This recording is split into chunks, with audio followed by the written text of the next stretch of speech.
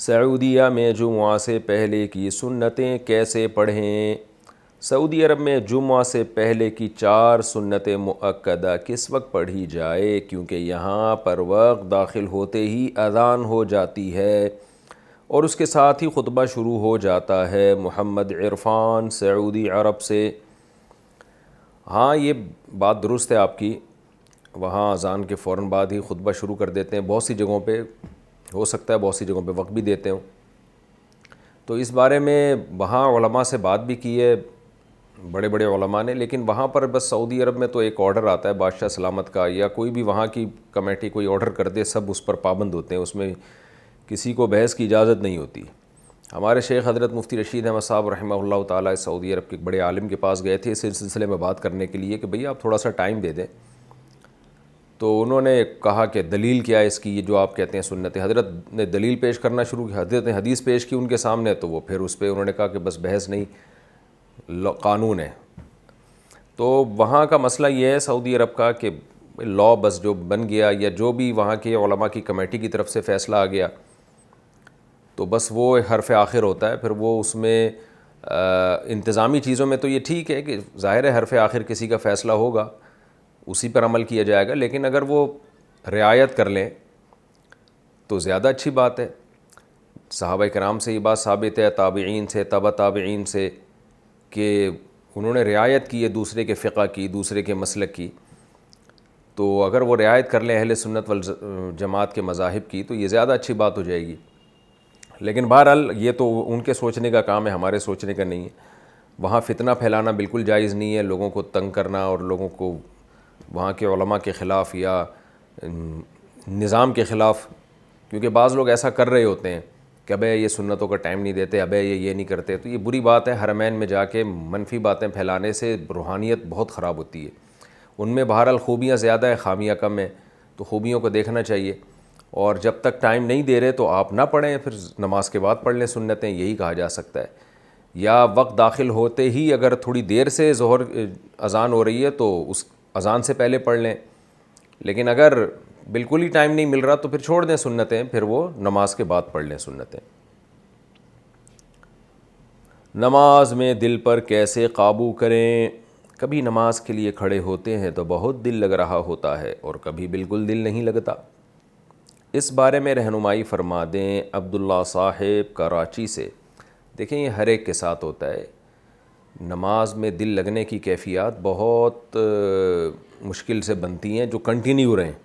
ایسا ہوتا ہے اللہ والوں کے ساتھ کہ ہمیشہ ان کا دل نماز میں لگتا ہے، لیکن یہ کیفیت بہت مشکل سے پیدا ہوتی ہے، یعنی اس کے لیے آپ کی توجہ ایک طرف مرتکز ہونی چاہیے، آپ کا بہت گہرا اللہ سے تعلق ہونا چاہیے۔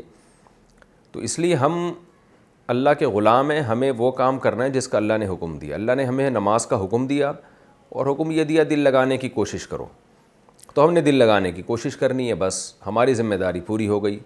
دل لگانے کی کوشش یہ ہمارے اختیار میں ہے، دل کا لگانا ہمارے اختیار میں نہیں ہے، کیونکہ دل جو ہے نا یہ ادھر ادھر گھومتا ہے انسان کا، یہ نیچرل ہے۔ تو اس لیے آپ اس کی فکر نہ کیا کریں کہ دل لگ رہا ہے یا نہیں لگ رہا، آپ نے اپنی ذمہ داری پوری کرنی ہے، اللہ نماز انشاءاللہ قبول کر لے گا۔ کبھی دل لگ جائے تو اللہ کا شکر ادا کریں، کیونکہ اس سے نماز میں لطف آتا ہے انسان کو اور اللہ کا بڑا قرب ملتا ہے اس سے۔ اور اگر دل نہ لگے تو یہ سوچا کریں کہ اب نماز کا ثواب ڈبل مل رہا ہے، کیونکہ جب عبادت میں مشقت ہوتی ہے نا، کسی کام میں لطف نہیں آتا، تو اس کا ثواب اللہ بڑھا دیتے ہیں، اجرت بڑھا دیتے ہیں، وہ اگرچہ وہ کیفیات تو نہیں بنتی لیکن ثواب اللہ ڈبل کر دیں گے۔ تو اس لیے یہ جو لوگ ان چکروں میں پڑ جاتے ہیں نا، دل کیوں نہیں لگ رہا، مزہ کیوں نہیں آ رہا، اس سے کیا ہوتا ہے کہ وہ عمل سے رہ جاتے ہیں۔ تو عمل کو فوکس کریں۔ میں اکثر اس کی ایک مثال دیتا ہوں نا، آپ کا ایک غلام ہے، نوکر ہے، آپ نے اس کو کام لگایا کہ یار میری گاڑی صاف کر دو۔ کبھی کبھار تو ایسا ہوتا ہے اس نوکر کو بڑا مزہ آ رہا ہوتا ہے، یار صاحب جو ہے نا بڑا خوش ہو جائیں گے، آج میں گاڑی ایسی چمکاتا ہوں، ہٹو بچوں قسم کی گاڑی چمکاتا ہوں میں۔ گھنٹہ لگائے گا، رگڑے لگائے گا گاڑی پہ اور خوب پالش کرے گا، اور بڑا مزہ آ رہا ہوگا اس کو، گنگنا بھی رہا ہوگا گاڑی صاف کرتے ہوئے۔ دیکھا ہوتا ہے نا آپ لوگوں نے، بعض ملازمین کام کر رہے ہوتے ہیں، بڑی مستی میں ہوتے ہیں، گنگنا رہے ہوتے ہیں وہ تو۔ اور کبھی ایسا ہوگا اس کی طبیعت مائل نہیں ہوگی، بس کر رہا ہوگا، جوش نہیں ہوگا اس میں۔ اب کیا ہے کہ ایک دن آپ نے اس کو کام کا کہا، اس نے آدھا کام کیا اور چھوڑ چھاڑ کے بیٹھ گیا، آپ کو دفتر جانا تھا, آپ نے کہا یار میری گاڑی تو گندی ہو رہی ہے, تو نے صاف کیوں نہیں کی؟ وہ کہہ رہا ہے آج مجھے گاڑی صاف کرنے میں وہ لطف نہیں آ رہا تھا جو ہفتے والے دن آ رہا تھا, آج مجھے وہ میری فیلنگز نہیں بن رہی تھی. آپ کہو گے بھائی فیلنگ گئی تیل لینے, تو کم بخت مجھے آفس جانا ہے, تو میری گاڑی صاف کر جلدی سے. یہ فیلنگ ویلنگ جو ہے نا, یہ میرا ہیڈک نہیں ہے, یہ تیرا ہیڈک ہے, جو کام تیرے ذمہ لگایا وہ کر تو. تو جیسے نوکر یہ کہہ کے کام چھوڑ دے کہ میری فیلنگز ہی نہیں بن رہی ہیں, تو اس کا مالک اس کو معاف نہیں کرتا. وہ کہتا ہے تیری فیلنگز یہ تو رکھ, میں نے جو کام لگایا نا تو اس کو فوکس کر. تو اسی طرح بھائی ہم بھی اللہ کے بندے ہیں, اللہ کے غلام ہیں. اللہ نے جو کام ہمارے ذمہ لگایا ہے ہم اس کو فوکس کریں. نماز اللہ نے ہمارے ذمہ لگائی ہے, فیلنگز پیدا ہوں یا نہ ہو, دل لگے نہ لگے, تو ہم نے وہ پڑھنی ہے. تو کبھی ہو جائے فیلنگز تو اللہ کا شکر ادا کریں کہ اچھا ایک لطف آ رہا ہے نماز میں, ایک مزہ آ رہا ہے عبادت میں, تلاوت میں. نہیں ہو رہی بھائی, ہم تو بندے ہیں, ہم تو غلام ہیں, ہم نے کام پورا کرنا ہے. تو یہ بڑا مسئلہ ہے آج کل نا لوگوں کے ساتھ کہ دل نہیں لگ رہا, مزہ نہیں آ رہا, یوں نہیں ہو رہا, ایسے نہیں ہو رہا, ان چیزوں میں لگ جاتے ہیں. شیطان پہلے انسان کو عمل سے روکتا ہے, پھر جب انسان عمل کرنے لگتا ہے تو وسوسوں میں ڈال دیتا ہے اس کو.